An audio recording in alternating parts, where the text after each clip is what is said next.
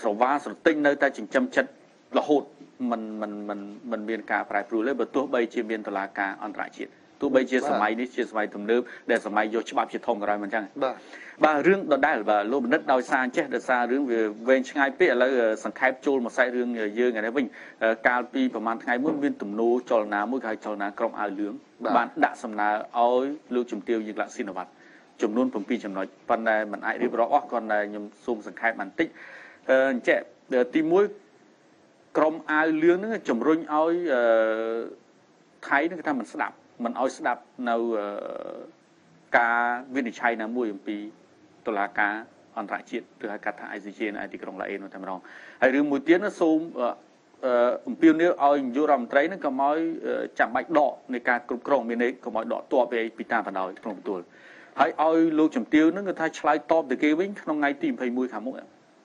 ហើយលោកស្រីនាយករដ្ឋមន្ត្រីហ្នឹងតាមជាក់ស្ដែងនៃលោកបណ្ឌិតតាមស្ថានភាពព្រោះលោកបណ្ឌិតឯកទេសផ្នែកវិទ្យាសាស្ត្រនយោបាយស្រាប់អញ្ចឹងលោកបណ្ឌិតប្រកាសជាមានគំនិតជ្រាលជ្រៅយល់ទូលំទូលាយទៅលើវិស័យនេះថាតើភាពស្លន់ស្លោជាការស្លន់ស្លោមែនទែនឬក៏ជាការស្លន់ស្លោដើម្បីបង្ហាញអន្តរជាតិឲ្យមើលឃើញយ៉ាងម៉េចឬក៏ដោយសារដឹងតែខ្លួនបរាជ័យទាំងស្រុងហើយ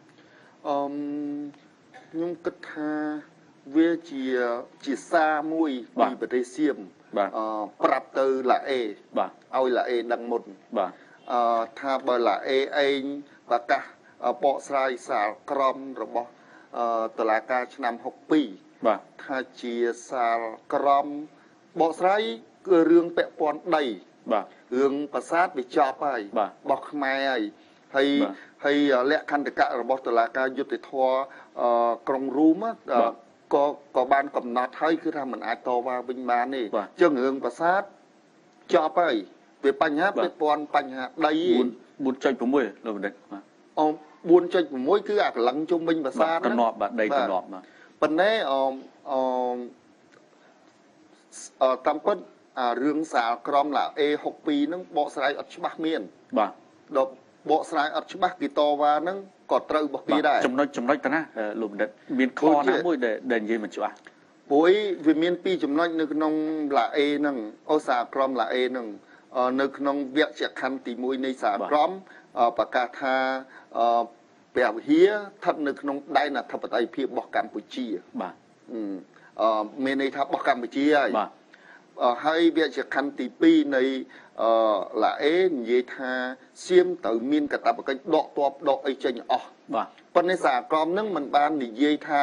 តើព្រះវិហារហ្នឹងជួយអដីជុំវិញបាទឥឡូវអាព្រះវិហារហ្នឹងក្នុងដីខ្មែរបើនៅក្នុងដីខ្មែរវាជារបស់ខ្មែរហើយប៉ុន្តែvôសាក្រមនិយាយថាស្ថិតនៅក្នុងដែនអធិបតេយ្យប៉ុន្តែដែនអធិបតេយ្យជុំវិញទៅបានតោះណាសៀមសំថ្ងៃគេសម្គាល់អាបរិវេណជុំវិញ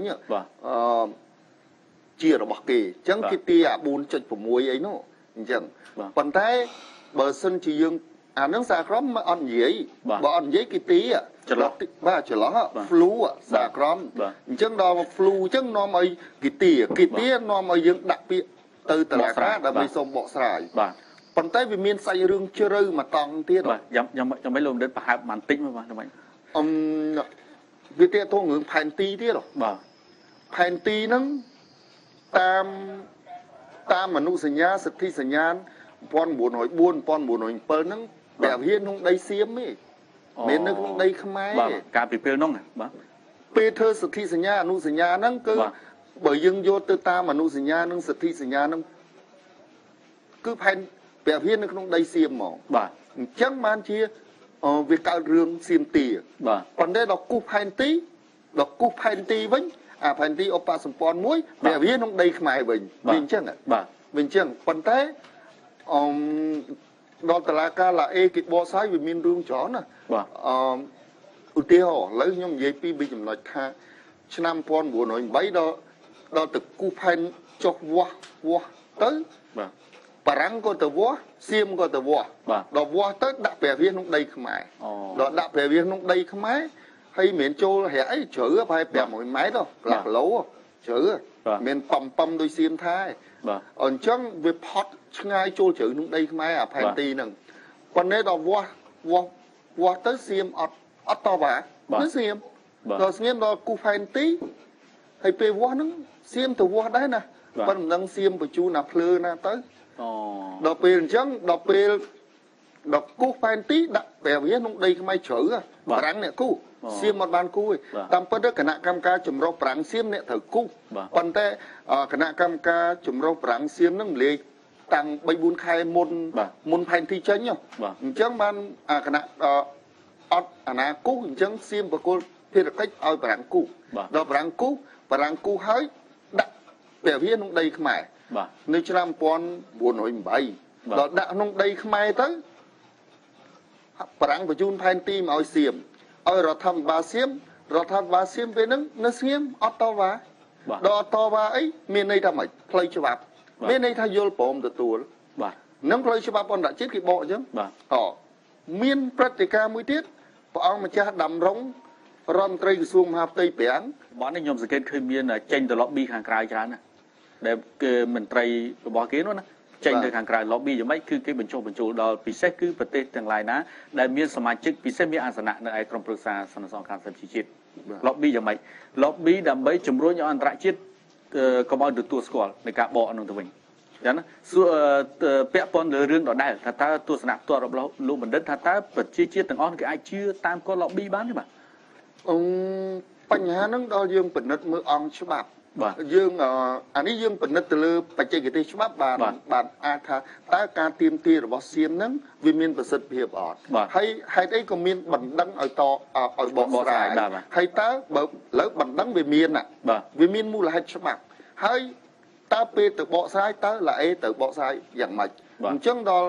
ពុះបច្ចេកទេសច្បាប់យកមកបានយើងនឹងមើលឃើញច្បាស់បាទដោយសារចេះដោយសារបើយើងនិយាយពីពាក់ព័ន្ធស៊ីជម្រៅរឿងនោះឃើញតែវែងណាដោយសារម៉ោងយើងកាន់តែខើចបន្តលោកបណ្ឌិតអញ្ចឹងចង់ឲ្យលោកបណ្ឌិតរំលេចតិចថាតើដោយសារកត្តាស្អីដែលនៅពីក្រោយដែលនាំឲ្យមានជំរុញឲ្យមានការបកស្រាយដោយសារក្រមបានចេញហើយតាមឆ្នាំ62ចុះមូលហេតុមិនបានជាភាគីដែលធ្លាប់បរាជ័យដែរនោះមូលហេតុបាននៅតែបន្តធ្វើការតវ៉ាមិនដឹងតែខ្លួនចាញ់ហើយនោះបាទដូចខ្ញុំនិយាយមិញថាដល់ចុងសៀមគេគិតថាព្រះវិហាររបស់គេអញ្ចឹងគេទៅតវ៉ាគេចាញ់នៅឆ្នាំ62មានប៉ុន្តែគេចាប់ដើមឆ្នាំ58គេចាប់ដើមថាបកកែកញ៉ាញហ្មងភាសាទៀតបាទអាហ្នឹងគេចាប់ដើមប្រកាសជាផ្លូវការហ្មងថាអត់ទទួលស្គាល់ថាអធិបតេយ្យរបស់កម្ពុជាទៅលើព្រះវិហារគឺជារបស់គេហើយបានវាកើតទៅអាបណ្ដឹងហ្នឹងហើយអញ្ចឹងដល់ឥឡូវយើងមើលថាតើតឡាកាឡាអេនមិនក៏ចាំបាច់បកស្រាយពីព្រោះវាមានមាត្រា60នៃឡាអេមាត្រា60មានឡាអេនៃលក្ខន្តិកៈរបស់តឡាការយុត្តិធម៌អន្តរជាតិលក្ខន្តិកៈហ្នឹងគេនិយាយមានពីរវគ្គខណ្ឌទី1គេនិយាយថារដ្ឋដែលជាសមាជិកនៃកតិកាក្រុងរ៉ូមហ្នឹងអាលក្ខន្តិកៈតឡាការយុត្តិធម៌អន្តរជាតិហ្នឹងត្រូវតែទទួលយកគោរពសារក្រមអាហ្នឹងផ្លូវមាត្រាហ្នឹងនៃច្បាប់គេតម្រូវអញ្ចឹងសៀមត្រូវតែតម្រូវត្រូវតែយកមានបដិសេធអត់កើតទេប៉ុន្តែវាមានអាវគ្គខណ្ឌទី2នៃមាត្រាហ្នឹងគេនិយាយថាបើសិនជាគូភាគីក្តីណាមួយទៀមទាបកស្រាយឡើងវិញមានកាត់ឡើងវិញក៏បកស្រាយហ្នឹងបកស្រាយអញ្ចឹងតឡាការក្រុងឡាអេហ្នឹងមានកាតព្វកិច្ចទៅបកស្រាយនេះមានតឡាការឡាអេជាអ្នកចង់មិនចង់ទេគឺច្បាប់ជាអ្នកកំងឲ្យឡាអេហ្នឹងទៅបកស្រាយអញ្ចឹងឥឡូវវាមានគូភាគីមិនសុខចិត្តដោយរឿងកម្ពុជាឲ្យសៀមអញ្ចឹងរឿងព្រះវិហារអញ្ចឹងមាត្រាហ្នឹងវគ្គខណ្ឌទី2មាត្រា60កំងឲ្យឡាអេទៅបកស្រាយអញ្ចឹងមិនអាចឡាអេមិនបកស្រាយបានទេព្រោះមាត្រាហ្នឹងគេនិយាយឲ្យត្រូវតែបកស្រាយឡើងវិញបើមានបណ្ដឹងអញ្ចឹងដល់យើងមើលទៅលើបទបញ្ញត្តិហ្នឹងរបស់ច្បាប់ហ្នឹងយើងនឹងឃើញថាឡាអេទោះបីសៀមចេញទៅ lobby នៅក្រៅប្រទេសមិនក៏ដោយព្រោះអីមិនអាចថាឡាអេមិនបកស្រាយព្រោះអីឡាអេហ្នឹងអត់ធំជាងច្បាប់ទេច្បាប់ធំជាង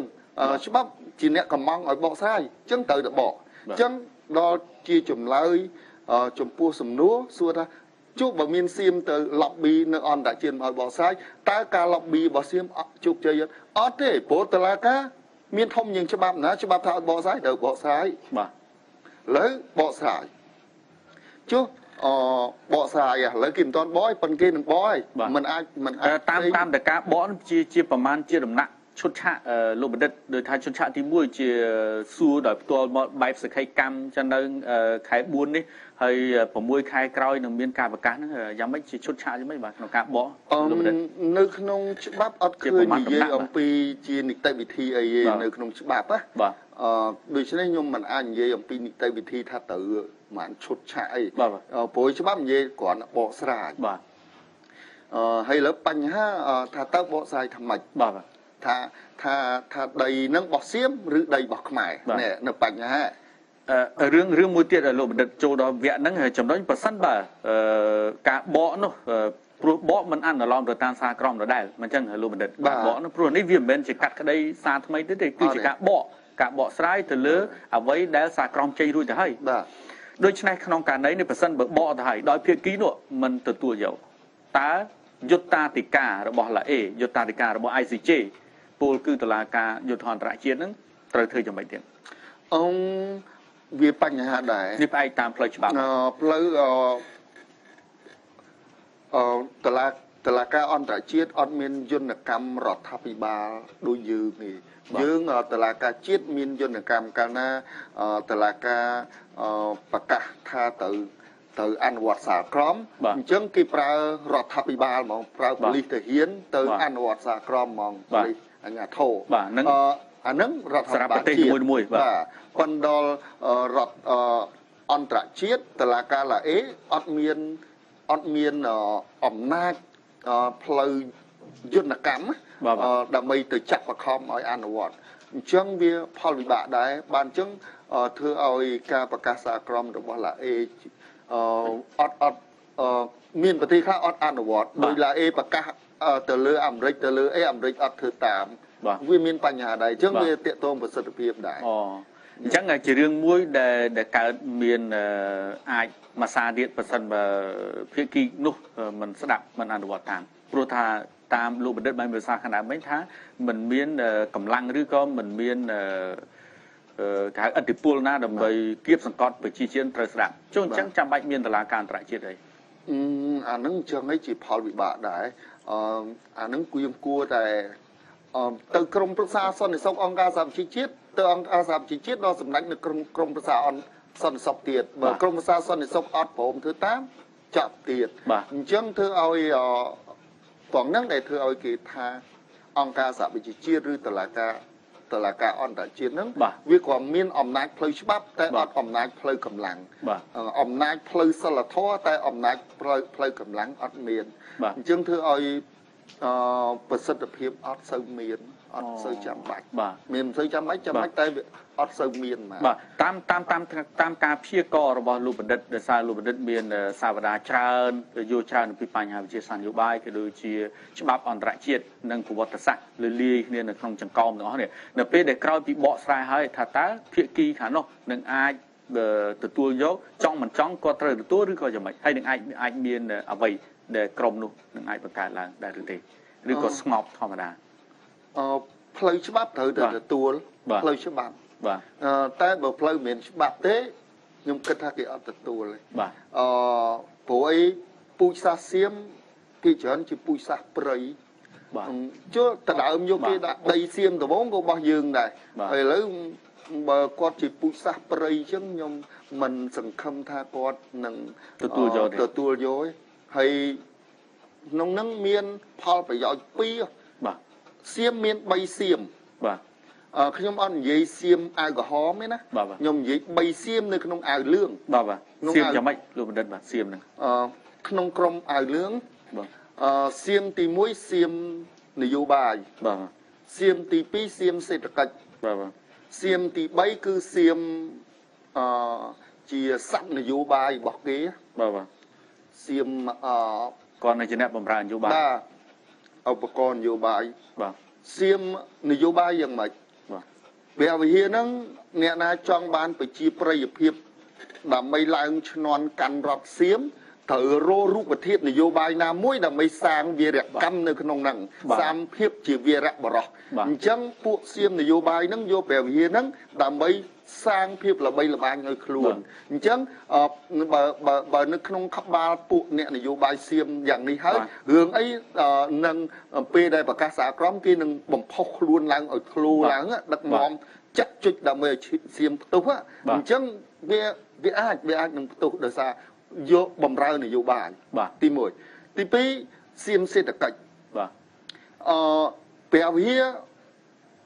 ដូចដងប្រេងមួយដោយកំណប់ដល់មហាសាលលុយអាចរាប់រយលានទៅរាប់កោតដុល្លារផលិតរាប់ឆ្នាំយកអត់ចេះអស់រាប់ចំនួនមនុស្សអញ្ចឹងបើយើងមើលពិនិត្យរបាយការណ៍ហិរញ្ញវត្ថុមើលយើងនឹងឃើញថាតើកំណប់ដល់មហាសាលនេះវាប៉ុណ្ណាទៅអញ្ចឹងឯងដែលធ្វើឲ្យពួកអភិជនសៀមអភិសិទ្ធឯមិនស្រេកឃ្លានមែនទែនពីណាមិនចង់បានកំណប់ដល់មហាសាលអញ្ចឹងឯងប្រកាសជាមានការតវ៉ាប៉ុន្តែនៅពេលដែលបើសិននេះណាប៉ុន្តែវាមិនអាចទៅរួចទេប៉ុន្តែបើសិនជាសៀមត្រើមបានមានណាព្រះវិហារហ្នឹងមានបានទៅពួកសៀមទី3ឯសៀមដែលសัตว์នយោបាយរបស់គេនោះគឺបានទៅពួកអភិជនសៀមសុំបីអលុយលឹកមួយរៀលក៏មិនបានផងសាកមើលប្រាសាទនៅពេញស្រុកថៃ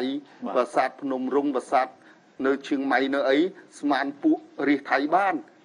ពួកអភិជនថៃដាក់វិនិយោគកើបយកលុយទាំងកោតទៅអញ្ចឹង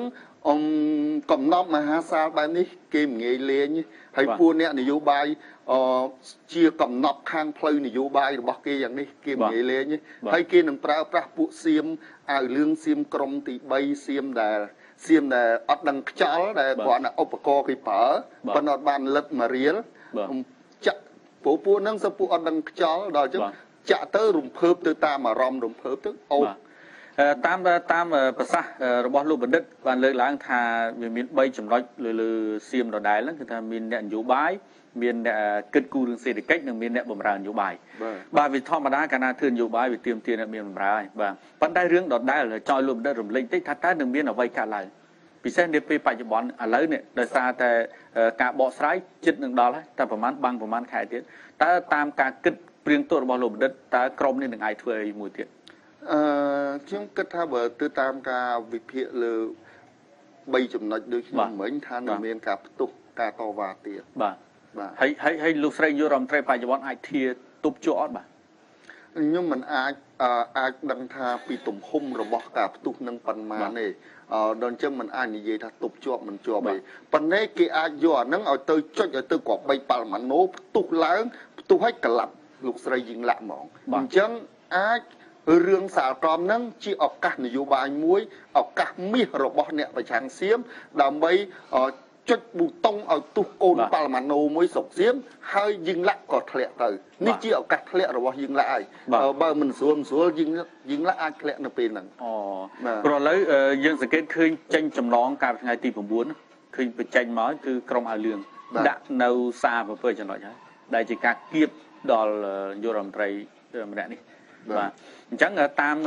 ព្យាកររបស់លោកបណ្ឌិតផ្ទាល់តែម្ដងតាមលោកបណ្ឌិតមានប្រសាសន៍មិនថាចង់មិនចង់នឹងអាចជាកូនប៉ាម៉ាណូមួយអាចផ្ទុះទៅលើស្ថានភាពណាមួយនៅក្នុងប្រទេសនេះហើយយើងនៅតែជាចំណាប់ខ្មាំងអញ្ចឹងគឺភាសាប្រវត្តិនៅតែជាចំណាប់ខ្មាំងរហូតយករហូតដោយលោកបណ្ឌិតបានមានប្រសាសន៍ខាងដើមកាលណាគេឡើងមកគឺគេយកអានឹងរហូតដើម្បី lobby ដើម្បីបញ្ចុះបញ្ចូលក្រុមនៃគ្រប់គ្រងបករបស់គេមួយឲ្យគ្រប់គ្រងរហូតទៅអញ្ចឹងរហូតព្រោះយករឿងនេះជាធំរហូតអញ្ចឹងពាក់ព័ន្ធរឿងដដែលហ្នឹងខ្ញុំបាទចង់ឲ្យលោកបណ្ឌិតរំលេចបន្តិចដោយសារតែរឿងនេះវាពាក់ព័ន្ធមហិច្ឆតាព្រោះធម្មតាលោកភ័ក្រធររបស់ប្រជាជាតិមួយរមែងមានបែបនេះឯងរឿងដដែលចង់ឲ្យលោកបណ្ឌិតរំលេចដោយសារដោយសារតែមើលទៅមហិច្ឆតាពូលគឺការចង់បានហួសប្រមាណគឺថាមានតាមពីរហូតមកដល់ពេលនេះចង់បណ្ឌិតបញ្ចេញបន្តិចថាតើទៅថ្ងៃខាងមុខទៀតនឹងបន្តទៅទៀតឬយ៉ាងម៉េចហើយគេចាស់នៅវត្តសាស្ត្រគេថានៅតែផុនគេអញ្ចឹងរហូតឬយ៉ាងម៉េចតែក្នុងនោះមានបញ្ញាជនមានអ្នកប្រាជ្ញថៃណាដើម្បីជួយរំលេចរឿងនេះឲ្យទៅថារបស់នឹងមិនមែនរបស់យើងទេរបស់នេះពិតជារបស់កម្ពុជាមែនហើយដោយសារផ្អែកទៅតាមច្បាប់ផ្អែកទៅតាមយន្តការផ្សេងទៀតពិសេសគឺច្បាប់អន្តរជាតិដែលគេទទួលស្គាល់តាមពីឆ្នាំ62ហើយចាំបាច់តទៅទៀតបាទ មានពី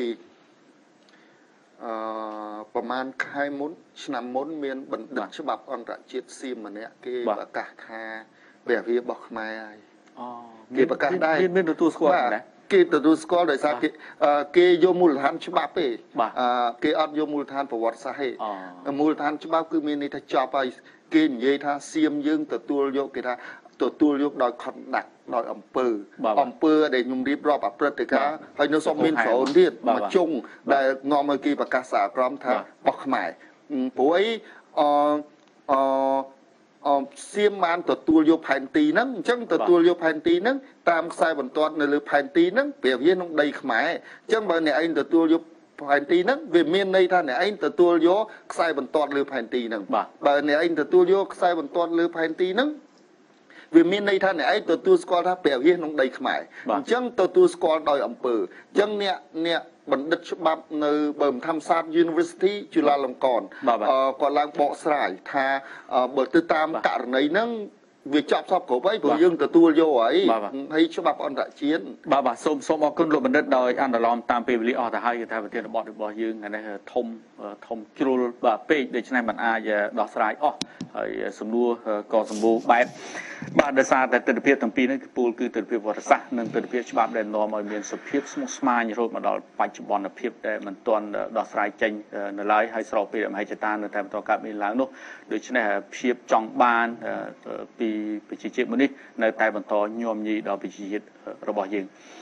បាទកិច្ចសម្ភាសរវាងខ្ញុំបាទប្រាក់សម្ផស្សជាមួយលោកបណ្ឌិតគួយទ្វីនៅពេលនេះឈានចូលដល់ទីបញ្ចប់ទៅហើយគណៈនេះខ្ញុំបាទទាំងពីររូបសូមអរគុណសូមគោរពលា